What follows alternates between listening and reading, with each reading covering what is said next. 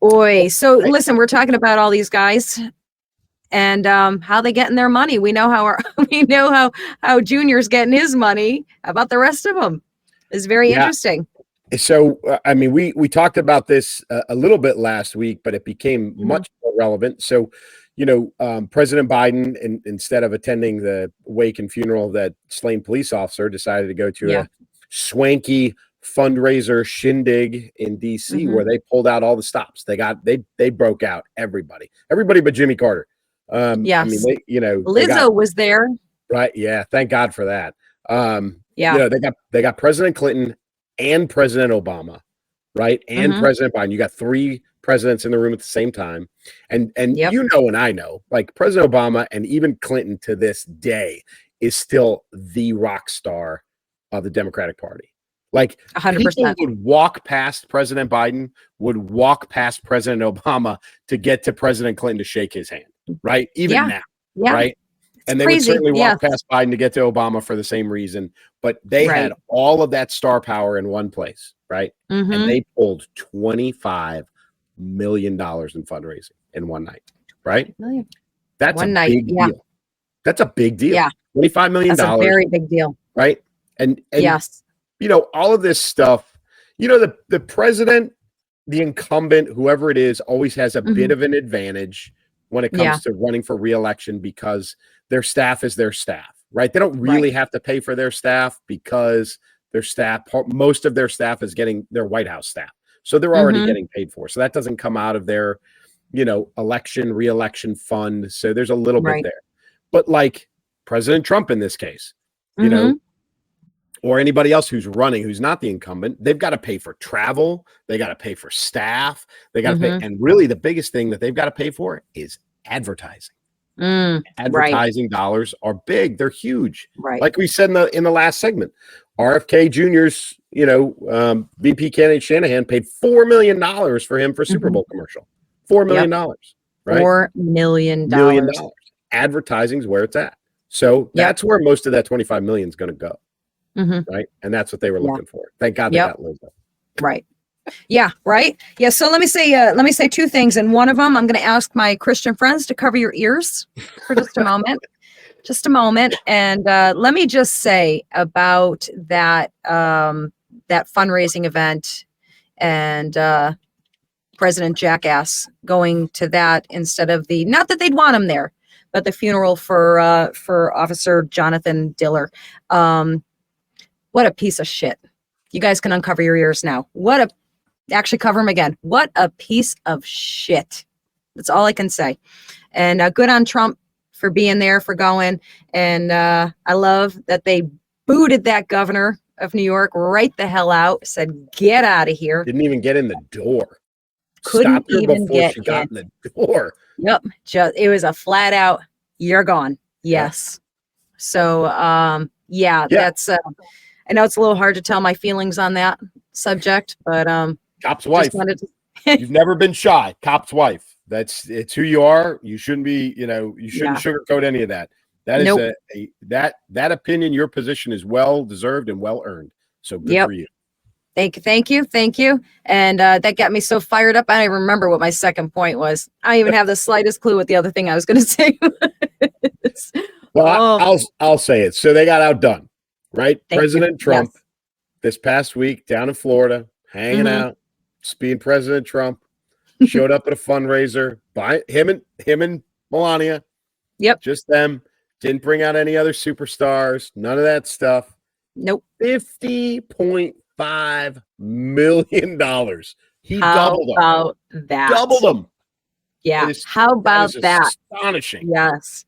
So what's their difference? I do have it. Let's see. So Biden's campaign says it entered February with 130 million cash on hand across its affiliated committees. Let's see. And the Trump campaign, Republican National Committee, and the Political Action Committee supporting him had 65 million cash on hand combined to start February. So obviously, I'm pretty sure that's not including this latest fundraising. So, So how about them apples? Yeah, I mean, sure. Were they behind? Okay. Right. But and I know that President, well, first of all, the Republican Party up until just a few weeks ago was very, very divided in where the donations were going. They were going to DeSantis. They were going, you know what I mean? They were going to all the different candidates. So you had money, split up and diversified across those candidates. Well, now we're down to one, right? So now you've got a funnel, as opposed to a colander, right. Money going in every direction. So now the money's going to roll straight towards Trump through the Republican National Party or National Committee. And so the numbers will start to even out. But just the simple fact that they literally brought out every big gun they had, and he just strolled out there, the big man with the orange hair and his beautiful wife. Put his thumbs up, did his little dance. Love his little dance. I love it. I can't help it. And he doubled him up. He doubled him up. I mean, it's a record-setting, performance. Nobody's done that at a single event before.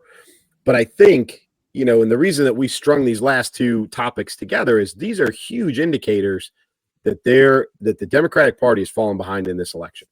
Right? They're in trouble. They're panicking about an independent candidate, the impact of an independent candidate, right? Panicking. And now they've got some fundraising issues that are staring them right in the face. Right. So, what do you said it, you're not a political pundit, but you're a pretty smart lady. I mean, what are you seeing in the near future? What kind of moves are they going to have to make to try and gain some ground back? Yeah. Well, all of their fight is dirty. Everything that they do is dirty and underhanded and slimy, honestly. I mean, so you're talking about throwing what was the number of lawsuits thrown at Trump? Some absurd number. Like and we're talking about, I think there's some criminal ones thrown in there, but generally we're talking about civil suits. Civil suits always are about money, payouts. So here we go. Here we are with that. That's been a constant that they're trying to, bankrupt him. So he has no money. What are they freaking out with RFK, or what were they not freaking out about? Whatever. He doesn't have any money. He'll burn himself out. Oh, he's got money. Now we've got to really pull out all the stops and go crazy. So, what are they going to do next? I don't know. I really don't know, but I know it will be dirty. that I would almost guarantee to you that, they will do underhanded things. What is it going to be? I don't know. Somebody smarter than me is going to have to tell us in the comments, and maybe you've got some ideas, but that's the only thing I can come up with, because what could they do at this point? I mean, they're losing ground everywhere. Yeah, I think they're not there yet, but they're getting very close to like the big move. Like I know that the strategy is revolved around a couple of things, and you touched on this earlier, right? Vice President Harris she's a boat anchor, right? She is part of the problem. In fact, she's a pretty significant part of the problem. The other part of the problem is President Biden's age, right? And how long are they going to ride both of those? I mean, we're talking like these are mafia concrete loafers, right? I mean, those two things alone are dragging them down. And I think, there's going to come a point, and I'm sure they have a decision point set up and they know when it's going to be, but at one point they're going to have to act on one of those two things. And the question is what? And I think they have to cut her away.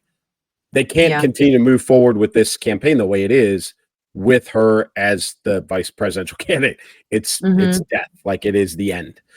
Yeah. And I'm not saying that cutting her is going to fix it. Right. But keeping her is certainly making things worse. So they're going to have to make a major move of some kind to turn this thing around, because it's on a downward spiral. Who at this point could they position to fit that? I mean, I think we've already seen. Yeah, I mean, we've already seen the attempts. The potential floating of Newsom, which seems to have completely just vanished, from what I can tell. Obviously, Michelle Obama, that seems to be completely out of the realm of possibilities. Who is there? Do they have anybody else as people floating around as front runners, potentials? I'd have to dig, but I would bet My guess would be they would go with youth. Mm.